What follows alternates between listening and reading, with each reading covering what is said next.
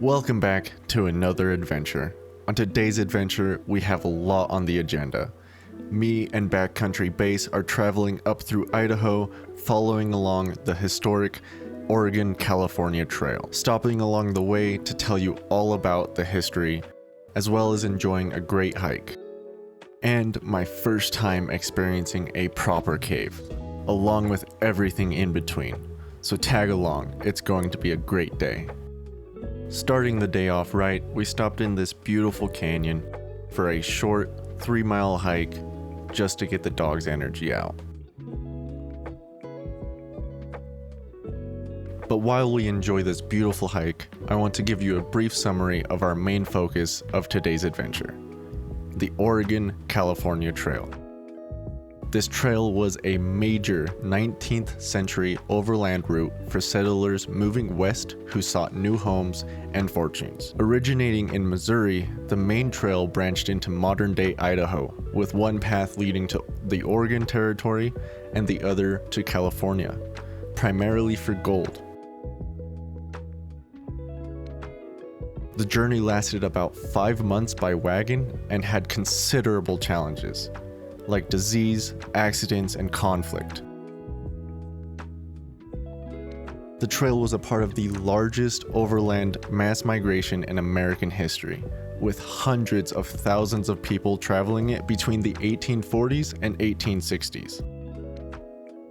These migrants traveled the trail for various reasons, including seeking land for a new life in the fertile lands of Oregon, or the promise of gold in California.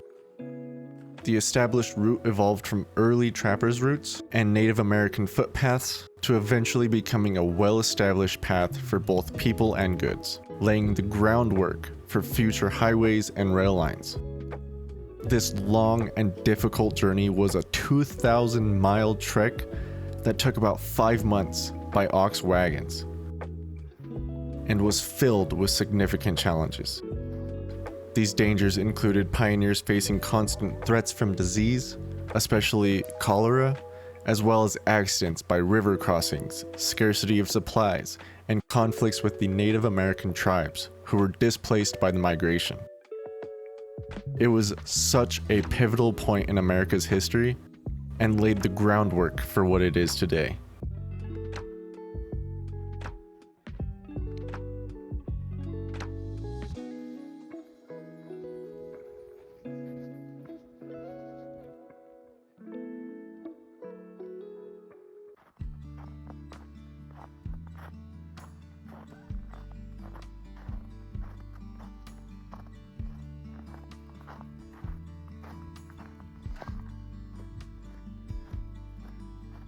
With that being said, we finish up our hike, grabbed some lunch, and stopped at the Oregon Trail Center in Idaho. Because we went during the holidays, the actual center was closed, but it was still a neat place to stop for a moment.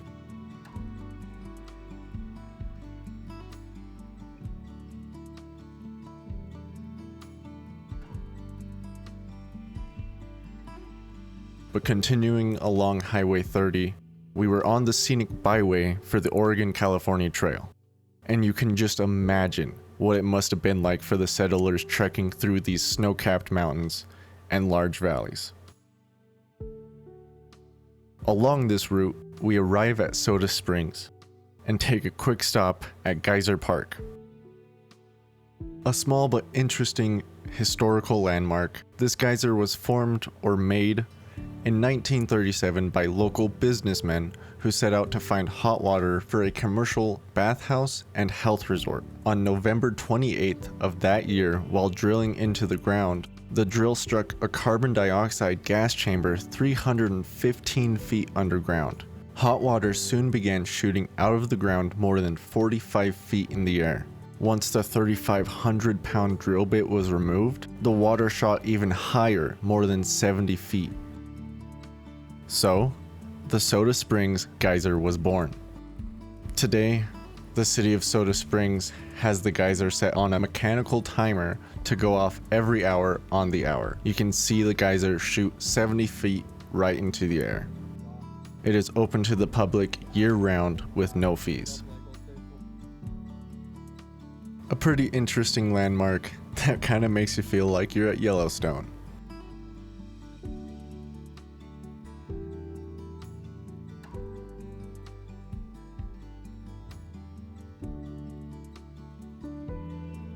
Another interesting landmark close by was this Ground Observer Corps watchtower. The GOC was a US civil defense organization of civilian volunteers who watched for and reported aircraft movements.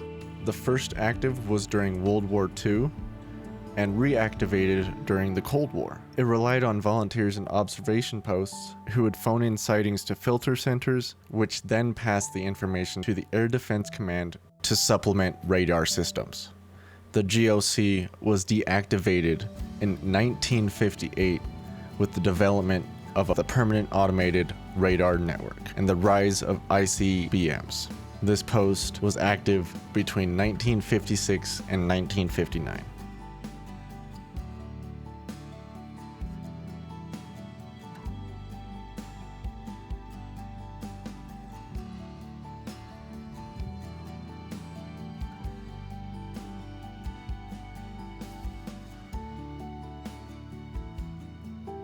This was a very neat and historic little town. Though we came right in the middle of the hour, so we didn't get to see the geyser go off, it was still pretty fun.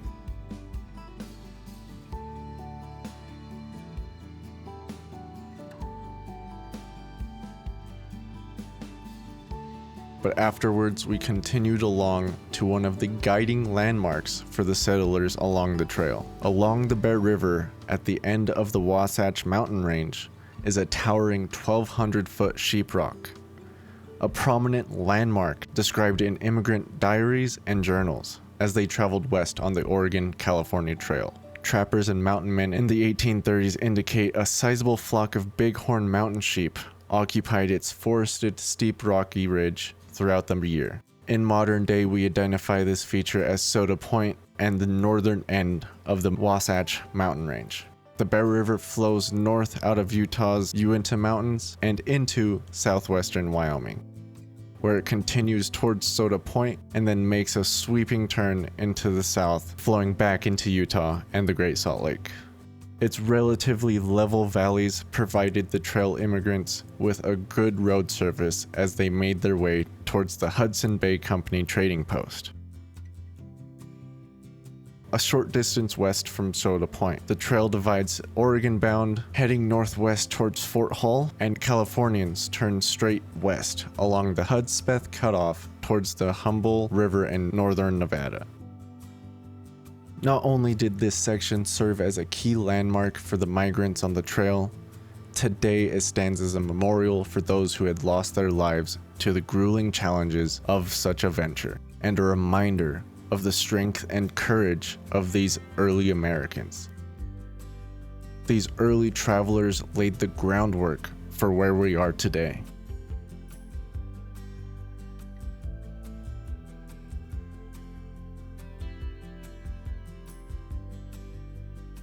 The next destination on today's adventure is my favorite, a place called the Niter Ice Cave. Located in the middle of nowhere, Idaho, this cave was formed about 500,000 years ago when lava flowed out of a vent at Ice Cave Knoll, located on the west side of Highway 34. This type of volcano typically forms caves appropriately called lava tubes, through which molten magma feeds still regions of growing lava flow, which within these regions, the lava remains fluid for greater distances. The Niter Ice Cave is actually a small remnant of a larger lava tube system that once was perhaps several miles long.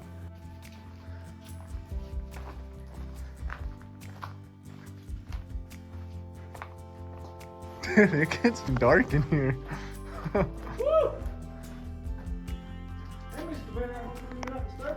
Yeah, no, for real.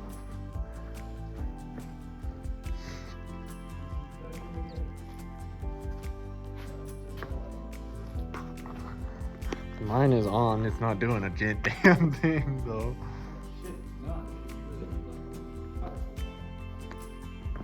Holy crap, this goes back for a bit. Bucky, come here. Yeah, it does. like way back.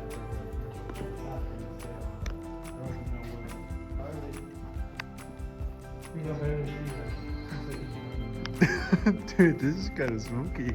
Yeah, I need my headlamp. Oh, dude, no, for real. Bucky, come here. Both lights together. Alright, yeah, I'm getting a little spooked out. Whoa! I see something. Ah, yeah. I don't like what that is. I think it's just a rock though. Yeah. Look back at it. We just need the sun. If the sun was out, we'd be able to see where we're at. Dude, we do need like an actual light for this though. Dude, feel that ground. This is so whack. I want to keep going, but like, damn, I wish we had a proper light. Headlamp. That is crazy, dude. There might be one in Alright, we came back with a little light. A very small light. Wow. Hi! Make sure nothing's home. What's that right in the middle? Is that a rock? It looks like a rock. That better be a rock. Holy shit, dude. What about that standing up? That better be a rock too. I think it is. That's like Holy shit. Can I see the light for a sec? it comforts me! Dude.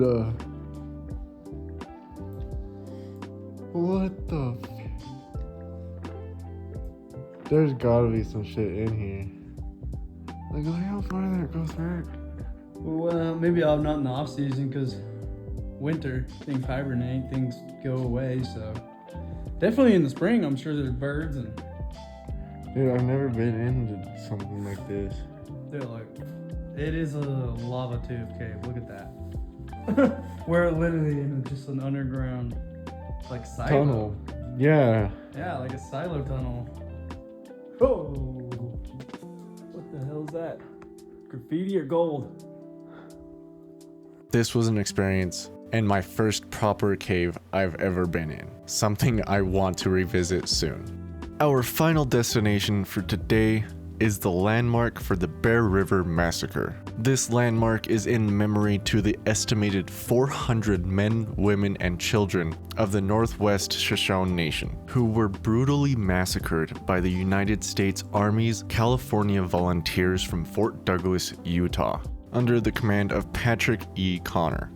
The attack took place in the early morning hours against a group of people with limited defense and without peaceful means first being sought out. As a result of the encounter, an estimated 23 soldiers died as well. But with that being said, that pretty much wraps up today's adventure. Thank you so much for watching. If you enjoyed, please help out the channel, like and subscribe. Check out my other videos for more great adventures. And until next time, go outside.